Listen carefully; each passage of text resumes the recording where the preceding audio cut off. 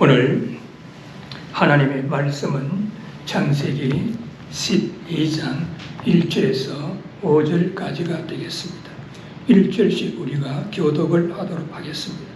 여호와께서 아브라함에게 이르시되 너는 너희 본토 친척 아비 집을 떠나 내가 네게 지시할 땅으로 가라. 내가 너로 큰 민족을 이루고 내게 복을 주어 내 이름을 창대하게 하리니 너는 복이 될지니라. 너를 축복하는 자에게는 내가 복을 내리고 너를 저주하는 자에게는 내가 저주하리니 땅의 모든 족속이 너를 인하여 복을 얻을 것이니라 하신지라. 이에 아브라함이 여호와의 말씀을 따라갔고 롯도 그와 함께 갔으며 아브라함이 하란을 떠날 때 75세였더라. 5절 다 같이 아브라함이 그 아내 사레와 조카 롯과 하란에 있는 모든 소유와 얻은 사람들을 이끌고 가나안 땅으로 가려고 떠나서 마침내 가나안 땅에 들어갔더라. 아멘. 오늘은 인류 최초의 이민자라고 하는 그런 제목하에서 같이 은혜를 나누기를 원합니다. 미국의 역사를 우리는 이민의 역사다라고 이렇게 볼 수가 있습니다. 미국 이민의 역사는 크게 네 시기로 나누어서 우리가 볼 수가 있습니다. 첫째는 말이죠, 영국 식민지 시대입니다.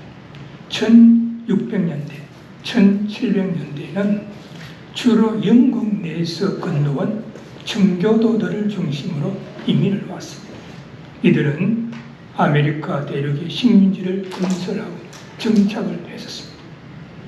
둘째는 19세기 중반의 산업화와 도시화 시대입니다.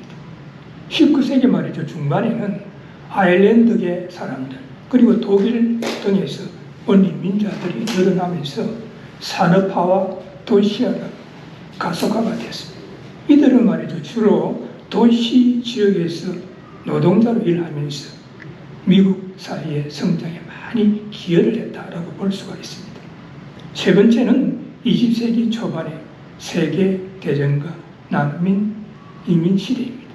1, 2차 세계대전과 같은 전쟁으로 인해 가지고 유럽에서 많은 난민들이 미국으로 이주해 왔습니다. 또한 이 시기에는 아시아 그리고 라틴 아메리카 등 다양한 지역에서 이민자들이 유입을 됐습니다. 네 번째로는 1965년 이후에 현재까지의 이민 현상입니다. 1965년도에 말이죠, 미국에서 이민법이 크게 개정이 돼가지고 이민 정책은 더욱 개방적으로 변화가 되었습니다. 이래 인해 가지고 말이죠, 아시아, 아프리카 등 다양한 지역에서 더 많은 사람들이 미국으로 이민을 왔습니다. 미국 이민의 특징을 우리가 한번 살펴보면은 다양한 출신 배경을 가지고 있다는 것입니다. 미국 이민은 다양한 국가와 문화권에서 온 사람들이 모여가지고 이루어졌습니다.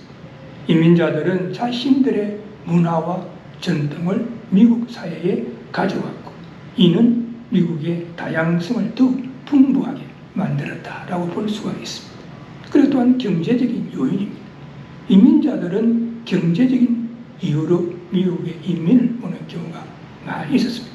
자신이 살고 있는 나라가 말이죠, 경제가 이렇게 안 좋다 보니까 더 나은 삶을 위해 가지고 더 나은 일자리를 찾기 위해 가지고 미국으로 이민을 왔습니다.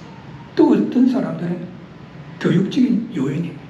자녀들의 교육을 위해서 좀 더 나은 환경에서 자녀들을 교육시켜가지고 자녀들에게 좀 더 밝은 미래의 꿈을 키워주고 싶다라고 해서 미국으로 이민을 왔었습니다. 1965년 말이죠, 미국 이민법이 크게 개정이 되면서 미국으로의 한인 이민은 새로운 전환기를 맞이했다라고 이렇게 볼 수가 있습니다. 개정된 이민법에 의해 가지고 유학생들이 많이 오게 되고 그리고 또한 개건 간호사와 또 의사 신분으로 미국에 와가지고 영주권을 취득하게 되었습니다. 이들이 1965년부터 1970년 사이에 한인 인민을 주도하였다라고 이렇게 볼 수가 있습니다. 이들은 말이죠, 후에 국제 결혼을 한 한인 여성들과 함께 한국에 있는 가족들을 초청하면서 1970년도부터 한국에서 미국 이민이 활성화가 됐습니다. 그래서 많은 이민자들이 오게 되었습니다. 그래서 말이에요. 1970년대부터는 연 3만여 명의 한인들이 미국으로 이민을 왔다는 것입니다. 그리고 1985년에서 1987년까지는 연 3만 5천여 명 미국으로 이민을 오게 된 것입니다. 근데 말이죠. 88 올림픽을 기점으로 해가지고 한국의 경제가 좋아지면서 한국의 이민자들이 자꾸 줄어들기 시작해가지고 1999년에는 12,300명 정도밖에 안 왔다는 것입니다. 그리고 현재는 최근에는 1년에 말이야 한 7,000명 정도, 8,000명 정도밖에 이민을 오지 않는다고 합니다. 그런데 막상 이민 보따리를 싸가지고 이민을 오게 되었을 때 썩 기분이 좋은 것만은 아니었을 것입니다. 부모, 형제, 친척, 친구, 고향 산천을 떠나가지고 언어와 문화와 풍습이 다른 영말리 타국 땅에 온다는 것이 쉽지 않는 결정인 것이죠. 가족을 데리고 오는 가장의 입장에서는 어떻게 미국에 정착할 것인가, 그리고 또 무엇을 해서 가족들을 먹여 살릴 것인가, 그리고 자녀들을 어떻게 학교에 보낼 것인가, 미래에 대한 두려움을 가지고 이민을 왔을 것입니다. 그러나 미국에 이민을 와가지고 말 한마디 제대로 못하는 여러 가지 어려움도 있었지만은 세월의 흐름 속에 하나씩 적응을 하면서 생활을 하게 되었고, 나름대로의 아메리카 주님을 이루어 가고 있다라고 이렇게 볼 수가 있습니다. 우리가 말이죠, 세상적인 측면에서 생각을 한다면 내가 생각을 하고 판단을 하고 결정을 해서 이민을 왔다라고 생각할 수가 있습니다. 그런데 우리가 신앙적인 측면에서 우리가 생각을 한다면 우리의 삶과 역사를 주관하시는 분은 하나님입니다. 그래서 하나님의 섭리 가운데서 하나님의 뜻에 의해서 이민을 오게 되었다라고 우리는 볼 수가 있습니다. 또한 말이죠, 한국에 있을 때는 신앙생활을 하지 않았는데 미국에 와가지고 교회에 출석을 해가지고 예수님을 믿게 된 것도 하나님의 뜻 가운데서 성령님의 인도하심으로 이루어진 것이다 라고 우리는 볼 수가 있습니다. 우리는 그래서 성경을 통해서 하나님께서 사람을 부르시고 인도하신다는 사실을 우리는 발견을 하게 됩니다. 그 대표적인 사람이 오늘 본문에 나오는 아브라함입니다. 아브라함은 지금으로부터 4,100여 년 전 인류 문명의 4대 발생지 중의 하나인 티그리스 강과 유프라데스 강이 만나는 메소포타미아 지역의 하란에 살고 있었습니다. 그런데 어느 날 말이죠, 너는 너희 본토 친척 아비 집을 떠나라 라고 하는 하나님의 음성을 듣고 집을 떠난 인류 최초의 이민자다 라고 이렇게 우리는 볼 수가 있습니다. 그는 말이죠, 세계 인구의 절반이 넘는 기독교, 유대교, 이슬람교 등 세계 3대 종교의 신자들이 아브라함을 신앙의 아버지로 수양을 하고 있습니다. 그 아브라함의 위대성은 과연 어디에 있다라고 생각하십니까? 그는 하나님의 뜻과 부르심에 순종해가지고 믿음으로 하나님이 약속하신 땅으로 인류 최초의 이민을 떠나서 내일을 위해 사는 삶을 결단한 인물이기 때문이다라고 우리는 볼 수가 있습니다.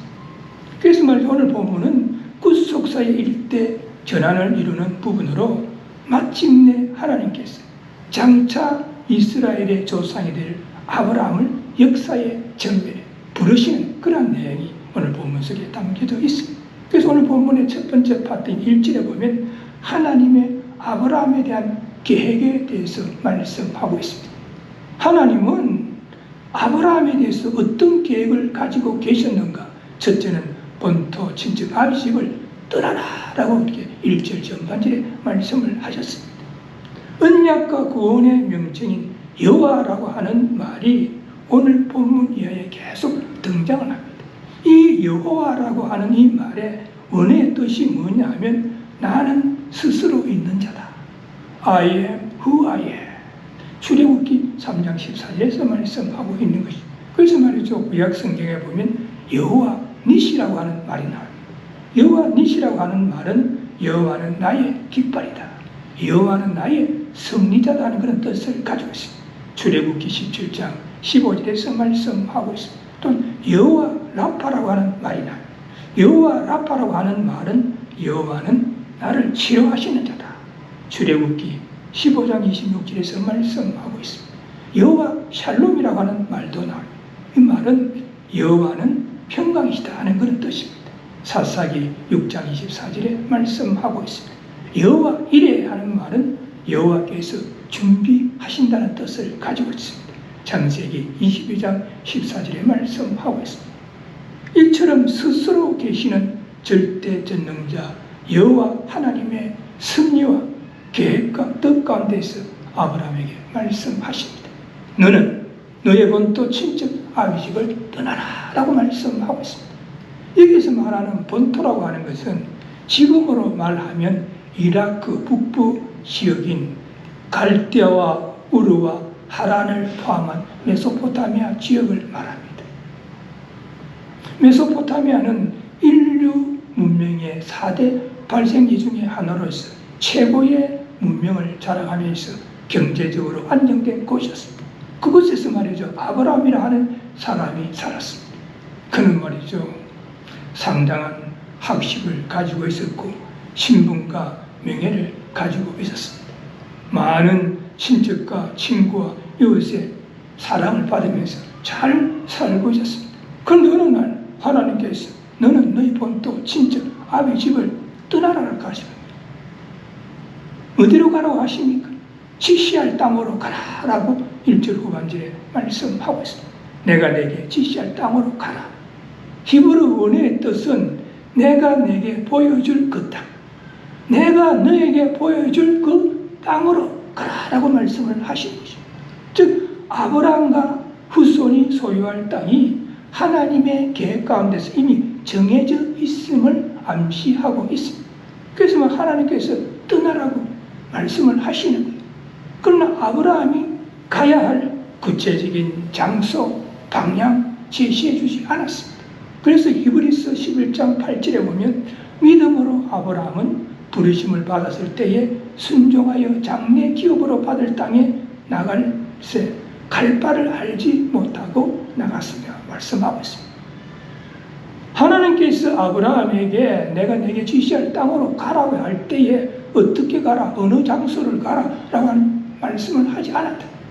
그래서 아브라함이 하나님의 말씀에 순종해서 길을 떠날 때에 갈 바를 알지 못하였지만 떠났다라고 히브리서 11장 8절에서 말씀하고 있습니다. 이 구절을 생각할 때 아브라함이 얼마나 하나님의 말씀에 믿음으로 순종했는지를 알 수가 있습니다. 우리의 인생길에는 두 갈래의 길이 있다고 볼 수가 있습니다.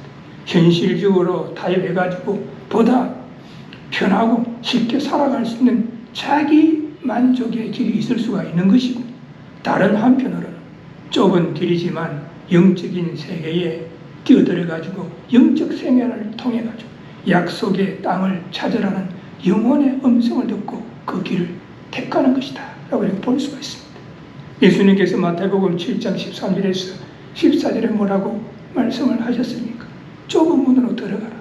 멸망으로 인도하는 문은 크고 그 길이 넓어 거리로 들어가는 자가 많고, 생명으로 인도하는 문은 좁고 그 길이 협착하여 거리로 들어가는 자가 적으니라 라고 말씀하셨습니다. 그래서 대부분의 사람들은 넓은 문으로 그리고 넓은 길을 가기를 원하는 거예요. 좁은 문, 좁은 길을 가기를 꺼려한다는 사실입니다.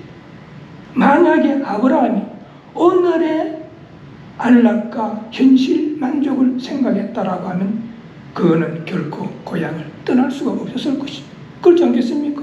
가족이 밑들이 말이죠, 거기 살고 있고, 친척들이 그곳에 살고 있고, 친구들이 그곳에 살고 있습니다. 그리고 그곳에서 상당한 학식을 가지고 명예를 얻고 살아가고 있었습니다. 그런데 떠나라. 그러면 떠나려 하면 또 그냥 떠나지겠습니까? 가면 먹고 살아야 되니까 양식도 가져가야 되고 생활에 필요한 물건들도 가져가야 되는데, 지금으로부터 4,100년 전에 어떤 교통수단이 있었겠습니까? 결코 쉽지 않는 문제를 가지고 그는 결단할 수밖에 없었습니다. 내가 내게 지시할 땅으로 가라. 갈대아 우르와 하라님 하는 사람들이 살았지만 그 음성을 들은 사람은 오직 아브라함 한 사람뿐이었습니다. 다른 사람들은 약속의 땅에 대해서 관심이 없었습니다. 그들은 오늘의 삶에 만족했고 옛날 사고에 집착을 했고 이대로가 만족한데 구태여 다른 것을 생각할 이유가 없다라고 반문했을 것입니다. 이것은 말이죠. 갈대아 우르 하란에 살고 있는 사람들뿐만이 아닙니다. 모든 시대의 대부분의 사람들이 여기에 속할 것입니다. 먼저 깨달은 선지자들이 제시하는 새로운 길, 그러나 결코 순탄하지만이 않는 길에 대해서 거부 반응을 갖다 일으키게 될 것입니다. 그러나 하나님은 오늘도 우리 인생들을 부르고 계신다는 사실입니다.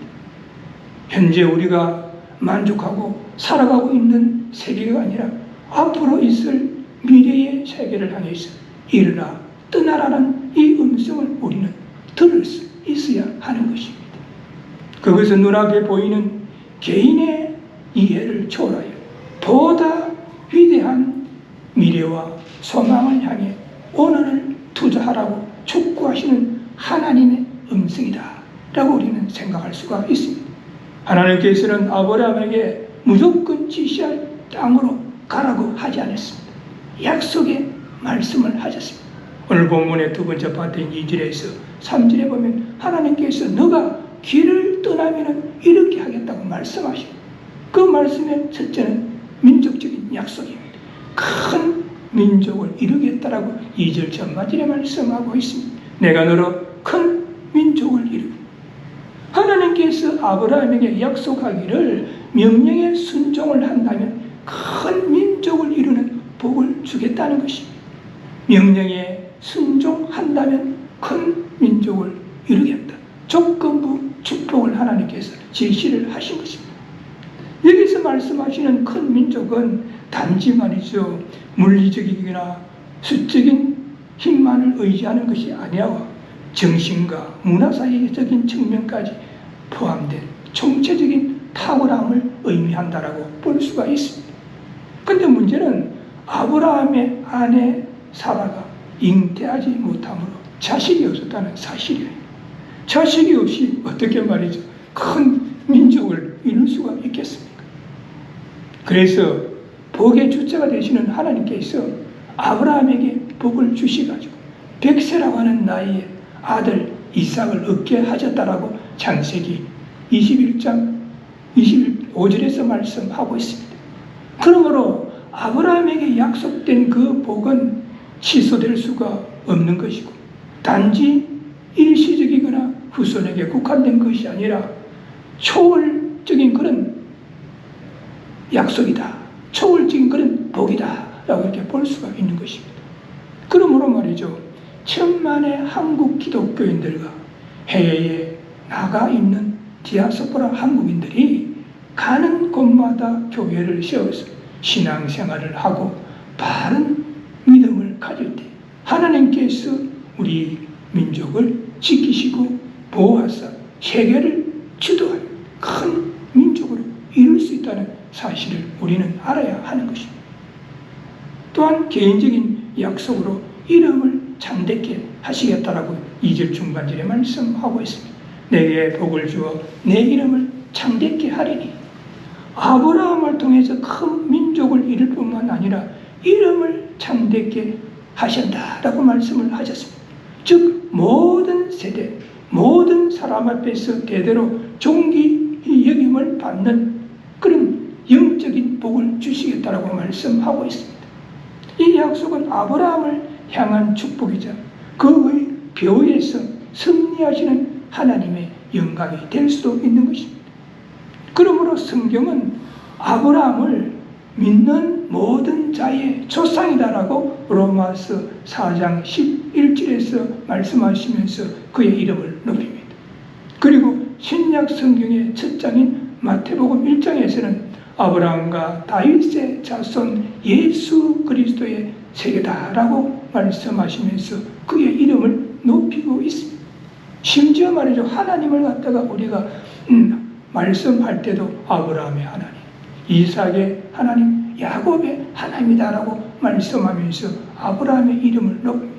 그 아브라함의 하나님이 우리의 하나님이라는 사실을 우리는 알아야 할 것입니다.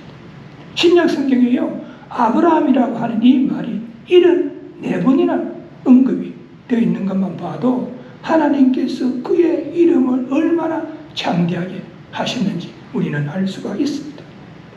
폴 튜니어라고 하는 심리학자는 인간을 이해하는 데 가장 장애가 되는 장벽은 소위 가명과 같이 그 사람에게 붙여진 수식적인 언어다라고 이렇게 표현했습니다. 그 사람에게 붙여진 수식적인 언어가 그 사람을 이해하는 데 장애가 될 수 있다라고 이렇게 이야기를 한 거예요. 어떤 사람에게 말이죠, 지나치게 필요 이상으로 그를 설명하는 의미가 붙여질 때에 그 사람의 참된 모습을 찾기가 어렵다라고 이렇게 이야기를 했습니다. 예를 들어서 말이죠, 어떤 사람이 영성이 좋고 믿음이 좋다라고 해가지고 성자라고 표현을 한다든지, 어떤 사람이 그 시대에 이름을 나타내가지고 영웅이다 이렇게 이야기를 한다든지, 그 사람이 말이죠 머리가 좋고 똑똑하다 해가지고 천재라고 이렇게 표현하는 경우가 있지 않습니까? 사실 말이죠, 한 인간을 이해하는데 우리가 말이죠 성자라든지 영웅이라든지 천재라는 단어가 꼭 필요한 그런 명치가 아니다 하는 이야기입니다. 그래서 말이죠, 기성세대에 반항하는 젊은이들은 이런 언어 속에 감추어진 의미를 갖다가 역으로 고발하기 위해 가지고 풍자적으로 표현을 하는, 어떻게 표현하느냐면 성자라고 하면 성스럽게 자기를 말이죠 기만하는 자다, 영웅이라 하면 영락없이 웅덩이에 빠지는 자다, 천재다 하면 천하에 재수 없는 자다, 이렇게 표현을 하면서 기성세대에 반항을 하는 그런 경우가 있습니다. 성경에 나오는 어떤 사람의 이름도 현격화가 되지 않았다는 사실입니다. 보통 사람들 중에 한 사람으로서 이름을 우리에게 보여주고 있습니다. 그 사람의 믿음을 통해서 이름을 참되게 하신다는 사실을 우리는 발견하게 됩니다. 그러므로 우리가 좋은 믿음을 가질 때 하나님께서 우리의 이름을 참되게 하시는 줄 믿으시기 바랍니다. 아멘. 또 하나님께서는 우주적인 약속을 했어요. 복의 근원이 되게 하겠다. 2절 종반절에서 3절에 보면 너는 복의 근원이 될지라, 너를 축복하는 자에게는 내가 복을 내리고 너를 저주하는 자에게는 내가 저주하리니 땅의 모든 족속이 너를 인하여 복을 얻을 것이니라 하신지라 라고 말씀하고 있습니다. 너는 복의 근원이 될지라 하고 하니 언어의 뜻은 복 그 자체가 된다는 그런 뜻입니다. 이 말은 모든 사람의 영적 축복의 근원이 된다는 그런 뜻이 되는 것입니다. 여기서 우리가 말이죠 간과하지 말아야 하는 것은 이 복이 아브라함 한 개인에게만 국한된 것이 아니라 아브라함의 후손으로 오셔서 이 땅의 모든 인간들을 구원의 길로 인도하셔서 복을 주실 예수 그리스도를 궁극적으로 예표하고 있다는 사실을 우리는 알아야 하는 것입니다. 즉 다시 말해서 죄와 허물로 죽어 있는 우리 인간들이 아브라함의 시로 예표가 된 예수 그리스도를 통해서 구원함을 얻게 되는 영적인 축복에 대해서 말씀하고 있습니다. 그래서 말이죠 창세기 22장 17절에서 18절에 보면 내가 내게 큰 복을 주고 내 시로 크게 성하여 하늘의 별과 같고 바닷가에 모래와 같게 하리니 내 시가 대적의 문을 얻으리니 또 내 시로 말미암아 천하 만민이 복을 얻으리니 이는 내가 나의 말을 준행하였음이라 하셨다 하니라 라고 말씀하고, 아브라함의 시를 통해서 하늘의 별같이 바닷가의 모래와 같은 큰 민족을 얻을 뿐만 아니라 천하 만민이 복을 받는 그런 복을 주시겠다라고 말씀하고 있습니다. 여기서 말하는 그러면 내 씨는 누구를 말하는가? 아브라함의 씨를 말하는 것이 아니라 씨는 단수로서 예수 그리스도를 대표하는 것입니다. 그러므로 아브라함의 육적인 후손으로 이 땅에 오실 예수 그리스도를 통해서 인류가 구원의 복음을 듣는 축복을 받게 된다라고 말씀하고 있습니다. 그래서 모든 족속이 아브라함을 통해서 복을 얻게 된다라고 표현을 하고 있는 것입니다.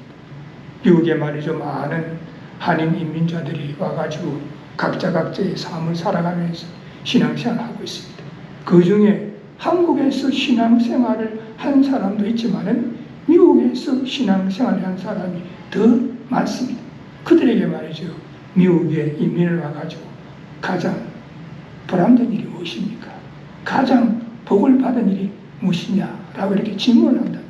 사람에 따라 다르겠지만 어떤 사람들은 내가 미국에 와서 경제적으로 기반을 잡았습니다 라고 하는 사람도 있을 것이고, 내가 미국에 와서 자녀들이 공부를 잘해가지고 좋은 대학에 들어갔고 또 좋은 직장을 잡았습니다 라고 이렇게 말하는 사람들도 있을 것입니다. 그러나 우리가 정말로 교회에 출석하는 성도라고 한다면 예수님을 믿고 신앙생활을 하게 된 것이 내가 미국에 와서 가장 보람된 일이었고 그리고 복을 받은 것이다 라고 이렇게 이야기를 해야 하는 것이죠. 한국에서는 바른 신앙생활을 못했는데 미국에 와서 예수님을 믿어가지고 구원함을 받고 하나님의 자녀가 되어서 어렵고 힘든 우리들의 이민 생활이죠. 영원한 하늘나라를 바라보는 소망 가운데 살아갈 수 있는 것이 나에게는 보람된 일이었고 그리고 복을 받은 일이었다라고 고백할 수가 있어야 하는 것입니다. 그래서 하나님께서는 아브라함에게 너가 본토 친척 아비 집을 떠난 다음에 큰 민족을 이루게 하고 그리고 또한 이름이 참되게 되게 복의 근원이 되게 하겠다라고 하는 약속의 말씀을 하시고, 이에 대해서 아브라함이 하나님에 대한 그 믿음을 4절에서 5절에 표현하고 있습니다. 아브라함은 그 하나님의 명령에 순종하고 그 약속의 말씀을 믿고 믿음으로 이민을 결단했다는 사실입니다. 여기 4절에 보니까 이에 아브라함이 여호와의 말씀을 쫓아갔고 롯도 그와 함께 갔으며 아브라함이 하란을 떠날 때 그 나이 75세였더라 라고 말씀하고 있습니다. 아브라함이 말이죠, 오늘의 안락과 행복만을 구하였다라고 하면 그는 결코 본토 친척 아비집을 떠날 수가 없었을 것입니다. 그러나 그는 하나님의 세미한 음성을 들었습니다. 하나님의 약속의 말씀을 믿었습니다. 축복의 약속된 땅과 영광의 미래를 그는 바라보았다는 사실입니다. 그래서 그는 믿음으로 이민을 결단하고 그의 나이 75세에 그는 이민을 떠났다는 사실. 근데 말이죠, 우리가 여기서 75세라 하니까 나이가 많다라고 생각할 수 있을지 모르지만 사실은 그 시대는 사람들이 많이 살았어요. 그리고 아브라함이 175세까지 살았어요. 그러니까 75세에 길을 떠나가도 100년 동안 더 살았다는 사실을 우리는 알아야 됩니다. 우리도 말이죠, 미국에 이민을 올 때 나름대로 결단하고 왔을 것입니다. 그러나 언어와 문화와 풍습이 다른 미국에 와서의 생활이 어렵고 힘들 때가 많았던 것이죠. 때로는 외롭고 쓸쓸하고 때로는 일 때문에 말이죠, 너무 고생스러울 때도 많았습니다. 그러나 우리가 믿음으로 결단하고 믿음으로 이민을 왔다라고 생각한다면, 믿음으로 신앙생활을 하고 있다라고 생각한다면 우리는 주님 믿습니다 하면서 앞만 보고 우리는 달려가야 할 것입니다. 왜 그렇습니까? 예수님께서 할 수 있거든이 무슨 말이냐? 믿는 자에게 넘지 못할 일이 없는 이라고 말씀을 하셨기 때문에, 그래서 우리가 믿음으로 우리가 달려갈 때 예수님이 함께 하시고 지혜 주시옵시고 능력의 창조에 붙들어 해서 어렵고 힘든 이민생활을 우리는 승리하는 이민생활을 우리는 이끌어갈 수 있기 때문입니다. 1969년 암스트롱을 위시해가지고 우주항공사들이 처음 달에 말이죠, 착륙을 했을 때 뉴욕타임스는 달 상륙에 대한 탑 기사와 함께 사과문도 동시에 실었습니다. 그때 1969년도 암스트롱이 달에 말이죠. 첫 발을 내딛을 때에 전 세계 뉴스로 퍼져나갔지 않습니까? 그때마다 한국의 흑백 TV 암스트롱이 딱 달에 발을 디디는 게 중계가 됐었죠. 그때 뉴욕 타임스가 탑 기사로 내면서도 사과문을 실었다. 왜 그랬겠습니까? 뉴욕 타임스는 그 전에 49년 전에 1920년 1월 13일자 사설에 한 로켓 연구가를 갖다 어리석은 꿈을 꾸는 황당한 인간을 비판을 했기 때문이었습니다. 미국 매사추세츠주에 말이죠. 로버트 코너라고 하는 그런 사람이 살았는데 그가 살고 있는 워체스터 마을에 골칫거리에 있었어요. 이 사람은 말이야 워체스터 동네에 살면서 달에 가는 로켓을 갖다가 시험한다라고 해가지고 말이야 막 폭발물을 갖다가 터뜨리고 폭발물을 터뜨리니까 막 고약한 냄새가 나고 동네 사람들이 로버트 코너를 싫어해. 심지어는 개들까지 그 말이죠 타약이 터진 그 냄새 때문에 싫어할 정도였다. 그래서 워체스터 마을의 사람들이 이 로버트를 갖다가 좀 우리 마을에서 쫓아내달라고 뉴욕 법원에 수를 했다. 그때 뉴욕 타임스가 그 로버트를 비판하기를 달에 착륙하겠다고 망상을 하는 어리석은 자다라고 비판을 했다는 것입니다.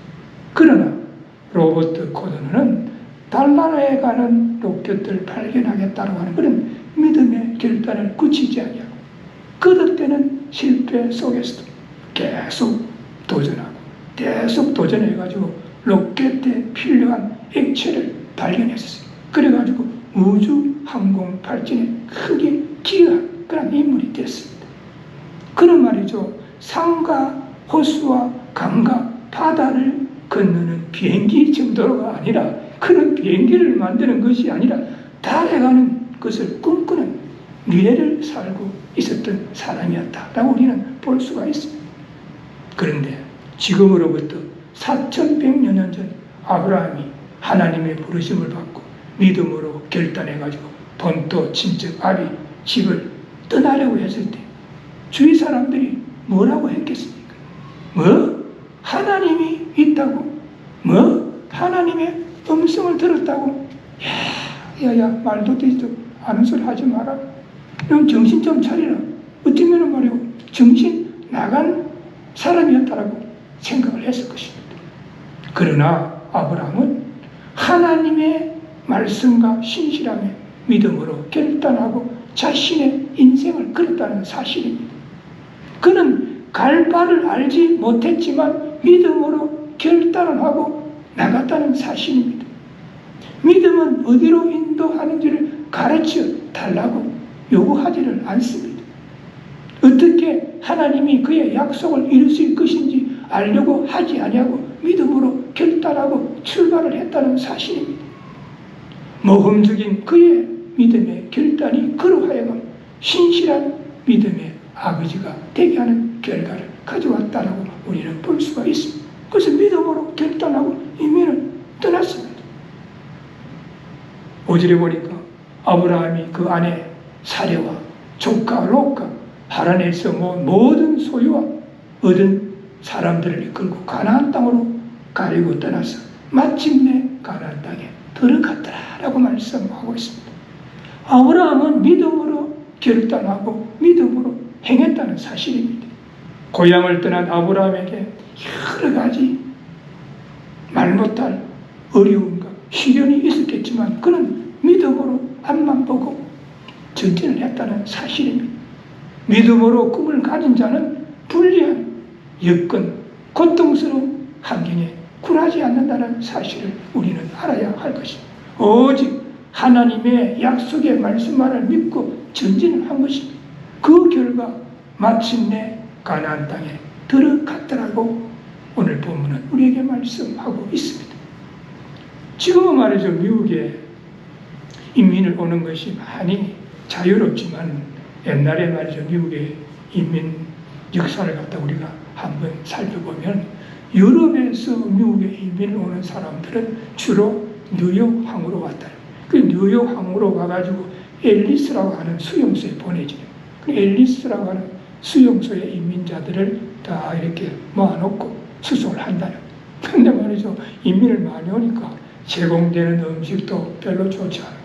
불길한 음식이 나올 때도 있고, 그러다 어떤 사람은 말이죠, 영양실조가 걸리고, 어떤 사람은 병도 걸리고, 어떤 사람은, 근데 거기서 무슨 뭐 몇 개월 만에 수속이 되는 게 아니야. 1년도 걸리고, 2년도 걸리고, 3년도 걸리고, 이 앨리스 수용소에다 가다 놓고 수속이 그렇게 넣는 거예요. 그런데 샌프란시스코 쪽으로 오는 사람, 태평양을 건너가가지고 샌프란시스코 쪽으로 이민을 오는 사람들은 엔젤 섬에다가 수용을 했다. 태평양 쪽에서 가는 사람. 엔젤 섬에다가 수용을 했는데 그거는 수용소가 아니라 교도소처럼 그런 끔찍한 생활을 했다는 거예요. 그런데 그 엔젤 섬에 오는 사람들은 주로 그 당시에 중국 사람들이 많이 왔다. 그래서 뭐 중국 사람들이 오면 샌프란시스코 엔젤 섬에다가 다 가다 놔놓고 수속을 하는, 거기도 수속이 넣는 거예요. 1년도 걸리고 2년도 걸리고, 거기도 기다리다가 어떤 사람은 불길한 음식 때문에 영양실조, 병도 걸리고, 그럼에도 불구하고 중국 사람들이 거기서 기다렸다. 그리고 이 중국 사람들은 왜 이민을 왔느냐 하면 미국 본토 철도를 건설하는 노동자로 왔다는 거예요. 노동자로 왔는데 철도 노동자로 대우를 하는 것이 아니라 노예처럼 말이에요. 일을 시켜요. 그래서 말이에요, 이 사람들이, 중국 이민자들이 와가지고 미국 본토 철도 안에 그 사람 일 다 했어요. 그리고 아침부터 밤 늦게까지 그 작은 임금료를 받으면서 그 사람이 푼푼히 받는 돈을 갖다가 자기를 위해서 쓰지 않아요. 돈을 모아가지고 이 사람이 공동으로 샌프란시스코의 땅을 샀다. 그들이 눈물, 한숨, 피가 섞인 그 푼돈을 모아가지고 공동으로 샌프란시스코의 땅을 샀는데 그 땅이 지금 유명한 샌프란시스코 다운타운에 있는 차이나타운이지 않습니까? 그래서 그들은 철도 노동자로 힘들게 일해가지고 100년을 내다보고 차이나타운을 갖다 형성해가지고 중국 이민자들에게 꿈과 희망을 심어줬다는 사실입니다. 그러므로 우리도 미국에 이민을 와서 때로는 어렵고 힘들고, 때로는 외롭고 쓸쓸하고, 때로는 정말로 고생하면서 살아가고 있지만은 우리가 돈만 벌려고 하는 것이 아니라 왜 하나님께서 나를 영말리 타운땅 미국에 보내셨는가를 한번 깊게 생각해 봐야 하는 것입니다. 그분의 계획과 뜻이 무엇인가를 깨달아 알려고 노력하면서 하나님의 계획과 뜻과 목적을 이루도록 우리는 노력해요. 그래서 우리가 말이죠, 왜 하나님이 나를 이곳에 보냈는가 라고 생각하면서 더욱더 열심히 성실히 일하면서 우리 한인들이 합심해서 더욱더 하나로 뭉쳐서 우리가 일을 할 때 우리 코리안들이 미국에 뿌리를 내려가지고 하나님이 아브라함을 통해서 말씀하신 큰 민족을 이룰 수가 있는 것입니다. 또 내가 하나님의 뜻과 계획을 이루기 위해서 어렵고 힘들고 외롭고 쓸쓸하다 할지라도 고생스럽다 할지라도 열심히 성실히 정직하게 일을 할 때 내 이름이 참되게 되는 그런 역사를 이룰 수가 있는 것입니다. 또한 그러한 바른 이민자의 삶을 살아갈 때 내가 하나님의 복을 받게 되는 것이고, 그리고 내 자녀들이 하나님의 복을 받게 된다는 사실을 우리는 알아야 하는 것입니다. 오늘 우리는 본문을 통해서 인류 최초의 이민자 아브라함의 위대한 신앙과 믿음을 발견하게 됩니다. 그래서 우리는 이 아브라함의 믿음의 결단, 믿음의 신앙을 우리는 붙잡아야 하는 거예요. 그래서 오늘 본문을 통해서 우리가 얻을 수 있는 교훈은, 첫째는 하나님의 뜻과 계획은 우리들의 삶을 결정하는 최우선 순위가 되어야 한다는 것입니다. 두 번째로 하나님의 명령에 즉각적으로 결단할 수 있는 믿음의 소유자가 되어야 한다는 것입니다. 세 번째로는 하나님의 명령에 즉각적으로 행할 수 있는 믿음의 소유자가 되어야 한다는 것입니다. 우리 모두 아브라함의 신앙과 믿음이 우리들의 신앙과 믿음이 되었습니다. 하나님의 세미한 음성을 듣고 오늘만을 위해서 사는 삶이 아니라 믿음과 소망을 가지고 내일을 위해 전진하는 인민자의 삶을 살아감으로써 하나님이 예비하신 복을 듬뿍 받아 누리는 성공적인 인민자의 삶을 살아가시기를 주님의 이름으로 축원합니다. 아멘. 기도하시겠습니다. 하나님, 오늘도 주님을 사랑하는 아름다운 마음들이 모여있어 마음과 뜻과 정성을 다하여 하나님 앞에 예배드리게 하시고 진리의 말씀 안에서 은혜를 나누며 우리의 인생활이 다시 한번 조명해 볼 수 있게 하여 주심을 감사를 드립니다. 오늘 본문 속에 하나님께서 아브라함에게 너는 너희 본토 친척 아비 집을 떠나라 그리하면 큰 민족을 이루고 이름이 창대케 되고 복에 근원이 될지라고 말씀하셨을 때 아브라함은 갈 바를 알지 못하였지만 하나님의 말씀에 순종하여서 믿음으로 떠나고 하나님이 약속하신 그 약속의 말씀을 믿었을 때 하나님의 복을 받아 누렸다라고 말씀하셔서 우리 모두 이 말씀을 다시 한번 바르게 이해하게 하시고 우리들의 인민생활에 적용할 수 있게 하여 주옵소서.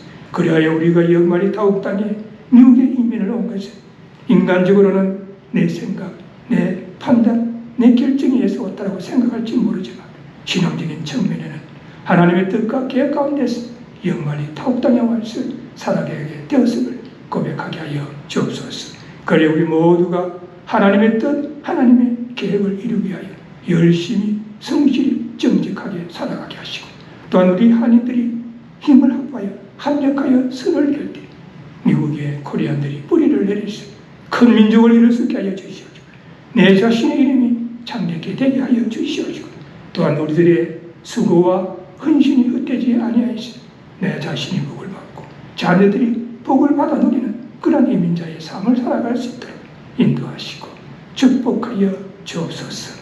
우리 주 예수 그리스도의 이름으로 간절히 기도드리옵나이다. 아멘. 지금은 우리 인생들을 구원하시기 위하여 이 땅에 오셨어. 수고하고 묵은 짐진 자들아 다 내게로 오라 내가 너희를 쉬게 하리라고 말씀하시면서 우리 인생들을 구원의 길로 인도하신 우리 주 예수 그리스도의 은혜와 독생자 예수 그리스도를 아끼지 아니하시고 이 땅에 보내주셨어. 우리 인생들을 구원하게 하신 하나님의 크신 사랑과 오늘도 우리들의 마음 가운데 내재하시고 감화감동케 하시는 성령님의 역사하시니 오늘 하나님께서 아브라함에게 너는 너희 본토 친척 아비 집을 떠나 내가 내게 지시할 땅으로 가라고 하신 그 말씀이 우리에게도 주시는 말씀임을 받아들이고 항상 아브라함의 신앙, 아브라함의 믿음을 가지고 하나님의 뜻, 하나님의 계획을 이루어나가기를 소원하는 이 자리에 모이신 모든 분들과 그 가정과 삶의 현장 위에 지금으로부터 영원까지 함께할지어다. 아멘.